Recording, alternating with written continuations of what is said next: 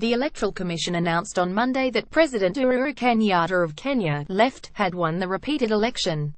Saeed Abdulazam, Associated Press, Nairobi, Kenya. President Uhuru Kenyatta was declared on Monday the winner of Kenya's presidential election, for the second time this year. Mr. Kenyatta received nearly 7.5 million votes in the repeated vote, held last week, the National Elections Commission announced. Mr. Kenyatta also won the first election, in August, by 1.4 million votes. But the opposition leader, Raila Odinga, challenged the results, and the Supreme Court nullified the election in September, citing irregularities. Backers of Mr. Kenyatta interpreted both of his wins as broad national support for the president, but opposition supporters said they had twice been disenfranchised by a process that lacked credibility.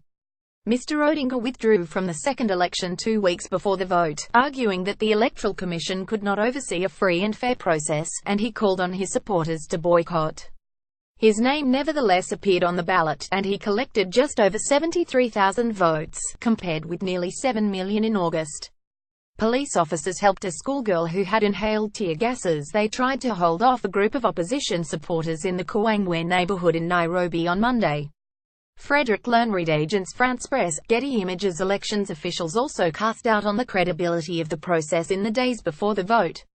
One commissioner fled the country and resigned, citing death threats and questioning the impartiality of the commission. The top elections official, Wafula Chebukati, warned a week before the polls opened that political interference in the commission's work was likely to undermine the credibility and neutrality of the vote. Mr. Chebukati backtracked on that criticism while announcing the results on Monday, declaring the process free and fair. At least 14 people have been killed in election-related violence since the October 26 vote, according to international officials, and more have been injured. The rights group Amnesty International said on Monday that it had documented at least 4 deaths and more than a dozen injuries since the election that it said were committed by the police, most of them in western Kenya. Government figures put the death toll at 10. Rights groups documented nearly 70 deaths that they said occurred at the hands of the police in the days after the August vote. In his victory speech, Mr. Kenyatta boasted of his August victory and recast the Supreme Court's nullification as an endorsement of his win. Opposition supporters blocking a road in the Kawangware neighborhood on Monday.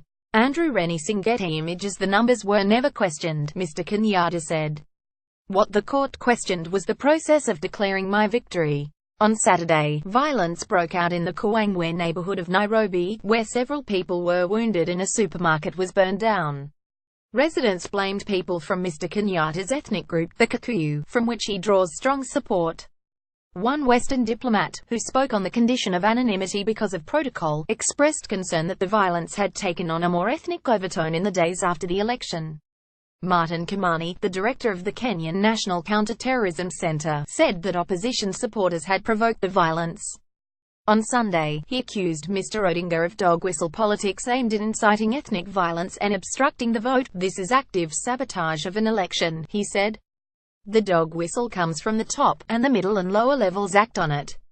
Speaking in the Kawangware district on Sunday, the opposition leader Raila Odinga blamed his opponents for the violence there.